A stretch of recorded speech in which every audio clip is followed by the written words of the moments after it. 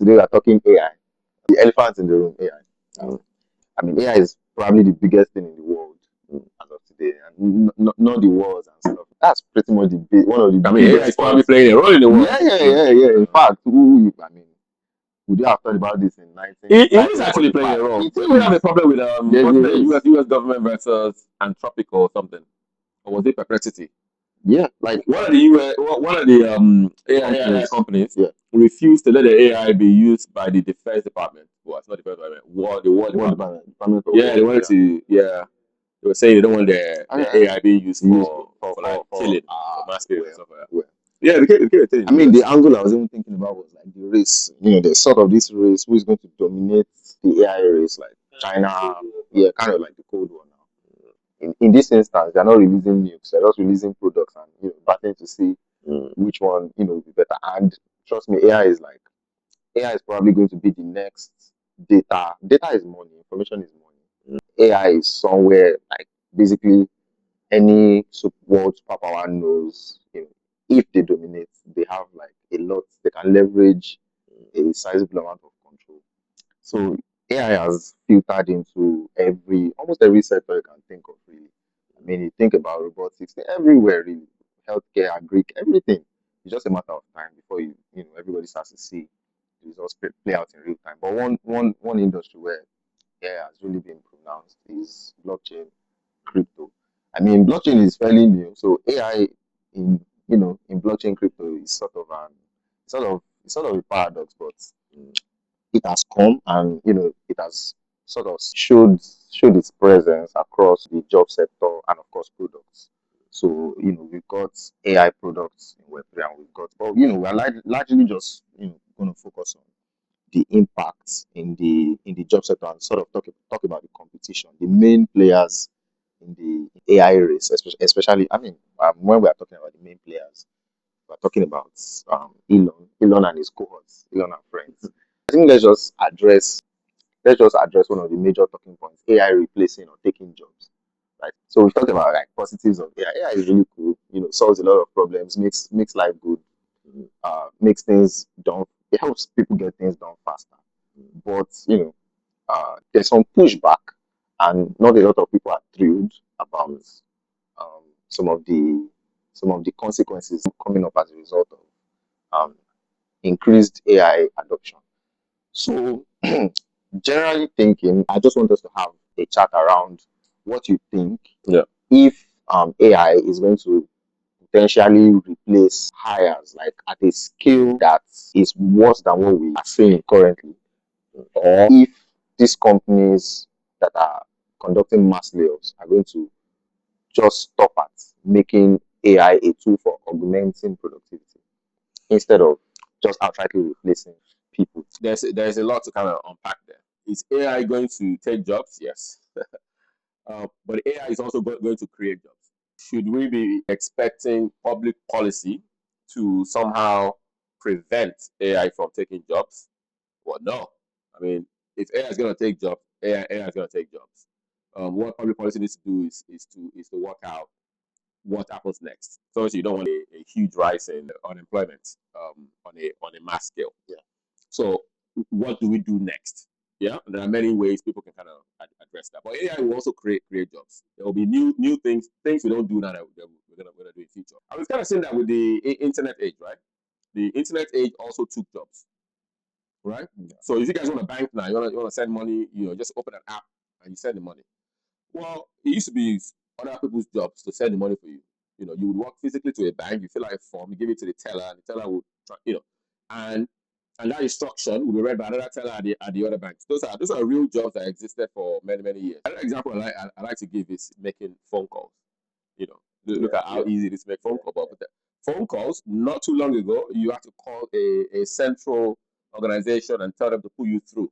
There was a whole army of people whose job was to connect calls. I'd like to call Sam in Lagos, and they would find Sam and transfer the call.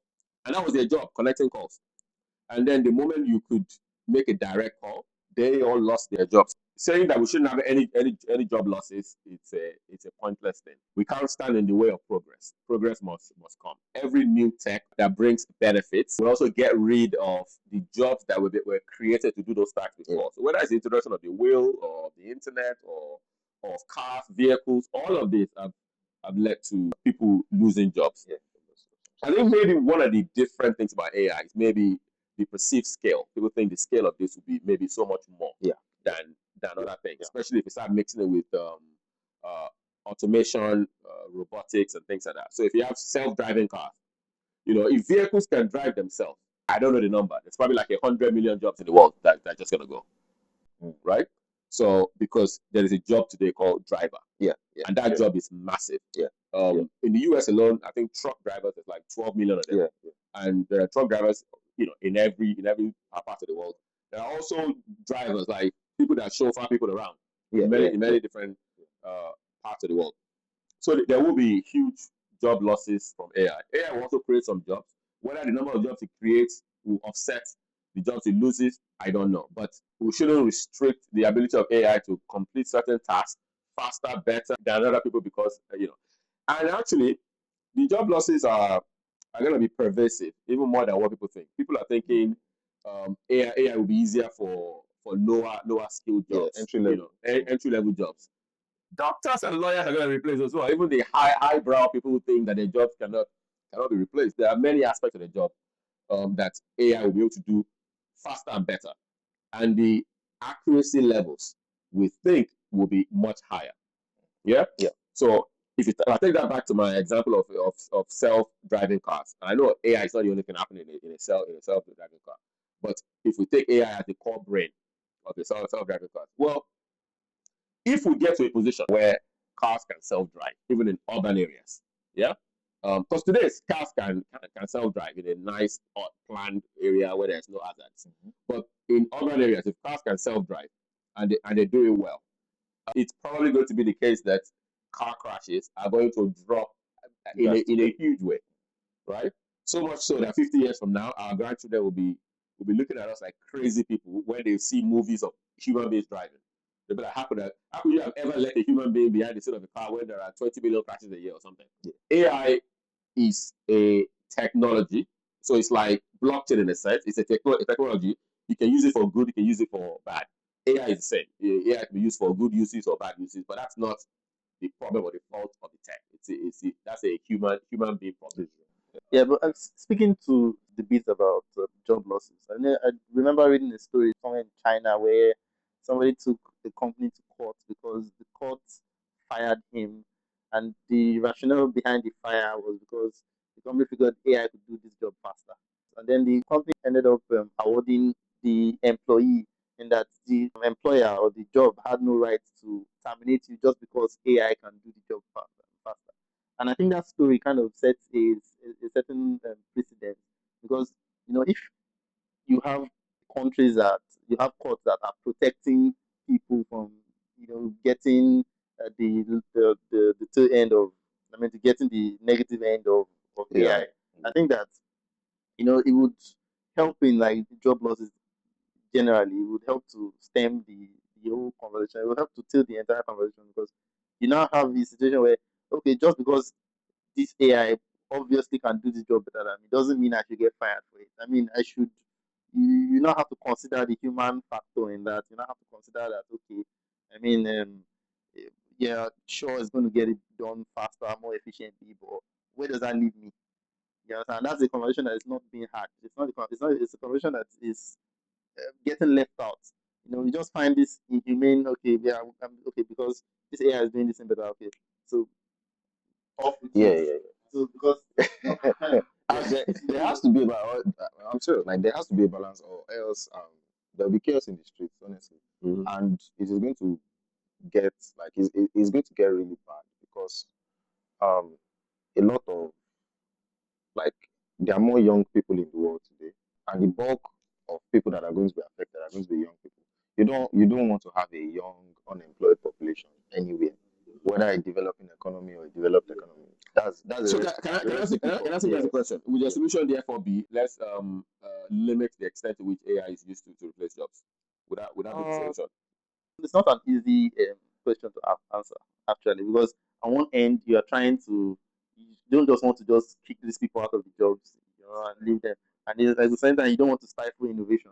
You understand? So it's a question that will need to be answered progressively. We need to, everybody needs to come on the round table and then talk about how we intend to, because we have this amazing new tech, but at the same time we shouldn't now, we shouldn't now allow it to get the best of us in that we are now, it has a net negative in the first place.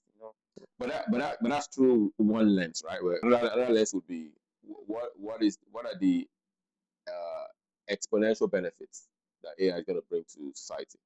I mean, there's quite a lot of it. Yeah. No, no, I'm not denying that there are no benefits, or the benefits are not as much. What I'm saying is that how do we maximize AI without us being on the net negative end of it? So the reason I asked you the question earlier as should we limit the extent to which AI can kind of cut jobs? Should we reduce the extent to which AI can be used to replace staff? Um, it, it is to get to the core of whether the solution is simply find a way to artificially constrain the extent to which AI can be used. So I have a different take. So I agree on the problem. Yeah, but I guess my solution is slightly different in the sense that, I mean, people have already started to talk about different things. One example, I think Elon Musk or other people have mentioned an example is some kind of universal basic income, such that everybody gets a basic income from the state, yeah, which is not dependent on work. Yeah, so every human being gets a basic income, so that therefore you don't create poverty because of usage of AI. That would be one example. So the next question would be, so what would these people be doing with their lives? But that's a bigger question we can have. But we shouldn't assume that the only thing a human being is good for is to work, is to wake up, get to adult age, and start working. That's a product of the type of society we have now, and we've had in the past. Right? We needed workers to make certain things happen. When people were farming, you needed workers to go on the farm and do this kind of thing. Yeah, but what's the alternative in that regard? So, the first thing I said when we started this stuff was that public policy needs to react. So I didn't say, we leave the problem and we don't do it. I said public policy needs to figure out what happens next, right? And that's what the conversation kind of needs to be. Public policy needs to do some research in terms of what are the most likely, what are the biggest areas that we think AI might people might kind of lose jobs for AI, and trying to think about how to kind of prepare for those kind of areas. So I said earlier that AI will create new jobs. So systematically retraining people to be ready for the workforce of the future is a very important aspect of this. So there are new jobs in future that are going to happen that we don't know yet. But even now, we can already see tiny traces of new jobs. So yeah, in terms of the reaction, right? So I think society as a whole, and has to come up with a way to address the challenge of job loss coming from AI. But AI will it's also going to create jobs, right? And there are many jobs in the future that AI will create that we don't know yet. Like we don't know what those jobs are. They don't exist yet. But we're already starting to see slight insight into it. Like for example, prompts. Like people can write prompts, and if you and I were to decide to go to an AI engine and ask the same question, we'll get different answers. Partly because we write our prompts in a different way. And actually, those Gen AI platforms should be seen as chatbots. People should have conversations with them. That's how you get to the best outcome. So you continue to probe it, you challenge it. If something is incorrect, you kind of tell it, it will roll back again, etc. But obviously, Gen AI is only one part of AI. So there's a whole wider AI ecosystem that will lead to job loss, but will also create jobs. What I don't know is whether it creates as many jobs as it's going to lose. That I don't really know. I think it's just difficult to tell, because even if you look at other tech that have come before, it's been impossible to tell on day one. Even now we talk about banks being on your app. I mean, many people said this was not going to happen. They said the internet people will not put their sensitive banking information on the internet. Yeah. So like this is not going to happen. We will use the internet for different things, but we will not use it for the most important things to us, like banking. That's what people said. That will never happen. your credit card information, you enter it onto the internet, lie, will never happen. So we don't know what's going to happen in the future. But I think it's for public policy. So government, policymakers, legislators to set up this roundtables to figure it out. I don't think it's for any individual CEO of any firm to be told that don't do it faster, don't do it cheaper, don't do it better. Because even without AI, people already fire staff now. Banks in the US and in the West generally have a tradition of firing, especially the largest sort of highbrow banks, where they will fire 5% of their workforce every year.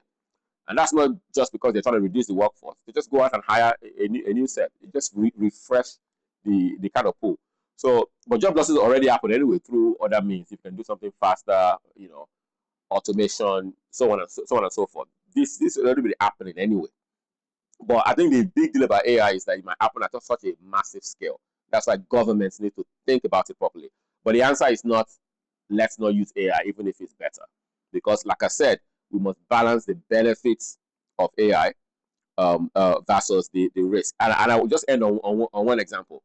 Imagine cancer researchers. You have armies of them, thousands of them spread across the world doing research every year. Decade after decade, though, they don't have a cure.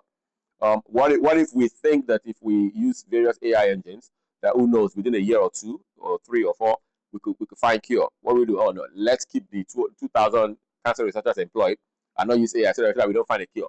So we've got to, the outcomes for society are very important. We've got to focus on that. But the downsides must be addressed, right? You don't want unemployment to skyrocket because that would destabilize society. But the answer is not let's not use AI. Yeah, well, I mean, I'll tend to. And speaking of this progressive use of AI, the richest man in the world, Elon Musk, is his next gambit is AI, like very deeply rooted in AI. So much so there is an ongoing contest. I mean, a lot of people take it as at face value. I'm sure for people who know about the background, know about how OpenAI, OpenAI is probably the most popular um, AI company in the world. Popular, but in terms of valuation, I think it is now threatened. The likes of Anthropic have come up and probably would upstage OpenAI, but Elon is taking a massive gambit. Um, SpaceX is going to be heavy, like he has sort of rolled. Yeah, it's merged XAI. Yes, he's merged AI into SpaceX, and so you can tell like all his ideas are about self-driving cars, robots and stuff. Like all of that will be powered by AI. So obviously there's a race to be the boss. So on a country level and also on an individual level, on a billionaire level. So Sam Altman and Elon Musk actually they founded OpenAI together, but it was supposed to be a non-profit, right? Which in itself, I mean, that idea of floating OpenAI as a non-profit. When you heard, did you think it was a good idea at the time? Like, did you think it was going to work? Like, did you think it was, because it seems to me like Elon was trying to Satoshi Nakamoto his way through this thing. Yeah, so the thing is, it kind of Give it like speaks he did, to but kind of speaks to who Elon was or who Elon is as a person. Even before the whole conversation behind AI came into fore and became this mainstream, Yeah. Elon has always been sounding the alarm that AI will be it's this tool that will destroy humanity if we don't use it the right way. And so he has always been at the forefront of ethical use of AI. AI must be used in a certain way. Yeah. He has been saying it. In fact, I think I first heard about this ethical use of AI in the first place from him. So I mean, when I heard he floated, or the initial idea was to float OpenAI as a non-profit, it kind of spoke to who he was, and it was quite in tandem with what he has always been saying. Whether or not we he initial I mean whether or not he planned for it to eventually pan out this way is a question that only him can answer, because you now have to get into the whole court situation and all of that, and at this point now they are rivals, they are competitors, Yeah. and so based on that information, you can't be completely sure if he even meant what he was saying, or if it's At just that time. yeah, or if it's just a move to try to throw a cog in their own wheel in the first I place. mean, kneecap them, so to speak. Yeah, exactly. But I mean, Elon has probably run the most profitable company in the history of In the the world. history of the world. Well, yes. So there could be some truth to your theory that maybe we're just like talking we're just talking a good game. I mean, because if you think down the about road. I mean, one of the things that the court debacle helped us see was the idea that he himself wanted to be in control of OpenAI, even in the first place. I mean, that's the reason he left in the first place. Yeah. So I mean, somebody like that, you wanted to chair. The only reason you left was because you were not given the leeway to be able to be the man in charge in that sense. So you can't really say that okay, the reason that you can't really argue for his altruism, especially in that regard. You think about it. Yeah, I mean, he's the most aggressive capitalist in the world. Elon Musk. I think my sort of take on it. So there's two aspects of this, right? One is the creation of OpenAI itself. And I think you asked a question earlier as to why was that done as a non-profit. I mean, I don't know the answer, but my theory would be they didn't expect the breakthrough to happen this soon. So people have been researching AI for decades. They go back many decades. AI has always been a science, like you say, it's like a movie, Yeah. So I think the breakthrough that OpenAI and Elon has that kind of character, yeah, who likes sci-fi and bases real world business on that childlike feeling, would have found the idea of OpenAI quite an attractive one. So I'm not surprised that he backed them, he gave them some money, but I think the non-profit aspect, like I would doubt that was because Elon wanted to bequeath something wonderful for humanity free of charge. I don't buy that. Elon doesn't strike me as that kind of person. It's not that nice. But he's a very shrewd business guy. And he's got that engineering approach, engineering brain, which is and he has won in many areas because of that. But I think I think they probably just didn't expect it to happen so soon. It was just a pipe dream far into the future. I think OpenAI won that race very quickly, and then suddenly find yourself in this new area.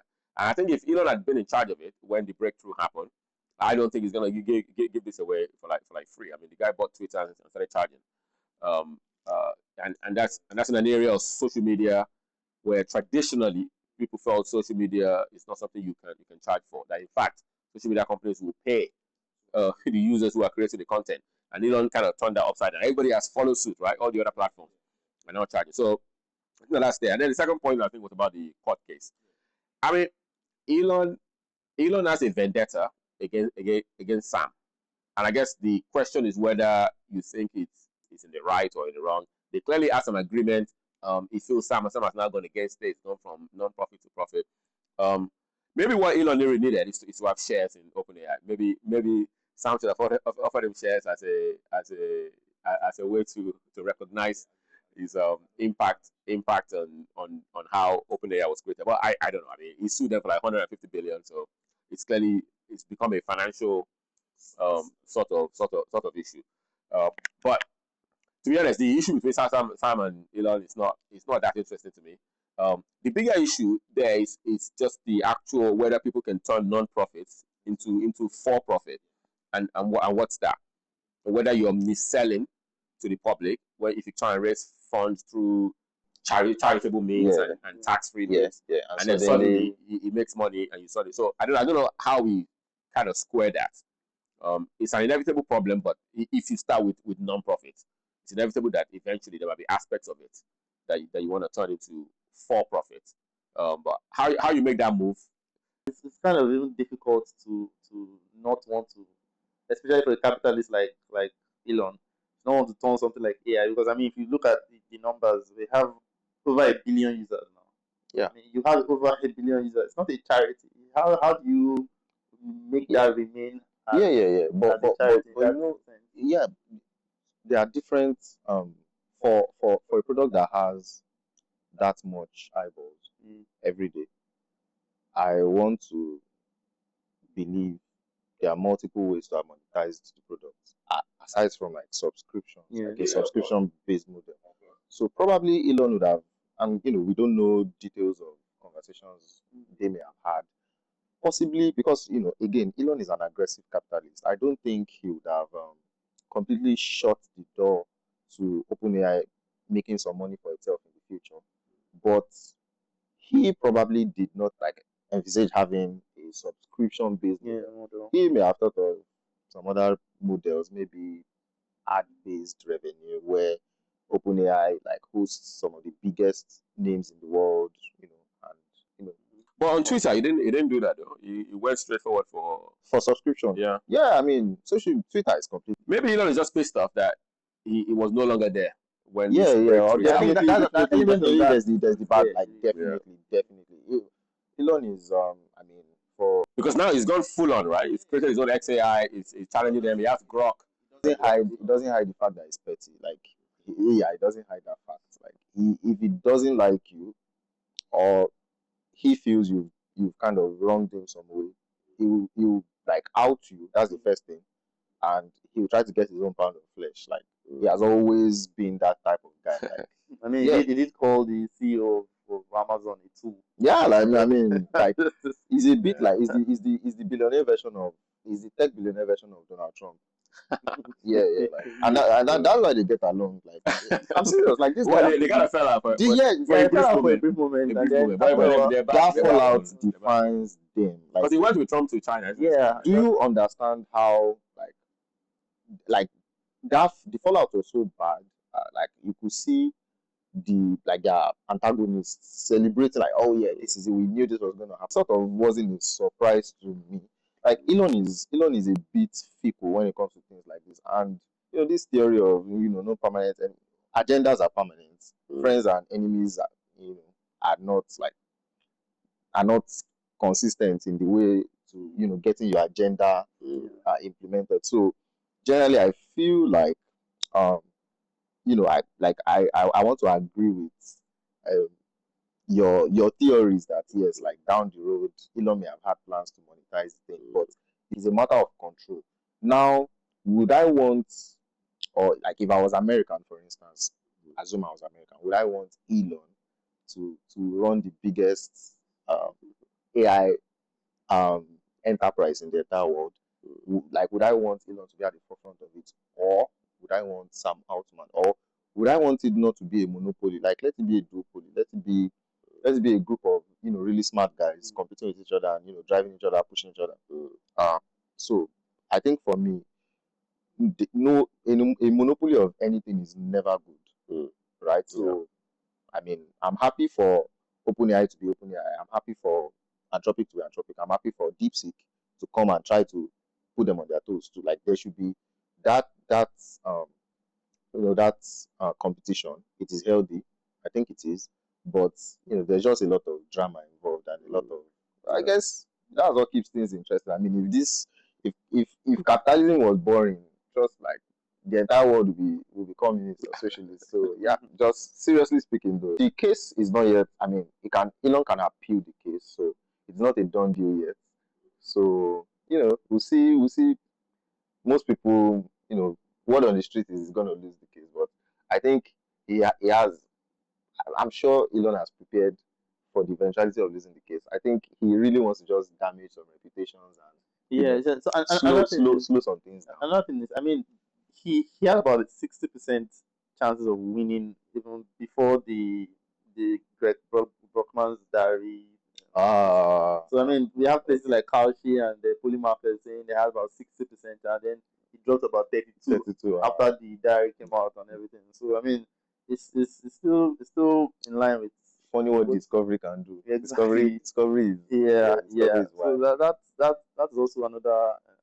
I feel like I don't want to believe he didn't know because it was pretty obvious. I think he just wanted he just wanted to burn. He just wanted Yeah, to yeah, yeah, burn yeah, everything. He yeah, yeah. wanted, Sort of so kind of like throw a do a wrench in the wheel. systemic Yeah, smear yeah, campaign yeah, in the yeah, process yeah. too, and And, everything. and anything, whatever the outcome is, it will be good for OpenAI, like for XAI, for Yeah, SpaceX, because it exactly. just focuses more at like More everybody's now. attention on Yeah, their yeah, own. yeah, Yeah, I mean, to be honest, I don't really care whether Elon wins or whether Sam wins. I think the more important thing for me is how do what you know the impact of whatever the ruling is on others. So how do people move from non-profit to for-profit? Should that be allowed? If it is, under what circumstances? What are the conditions? That's probably the more interesting one.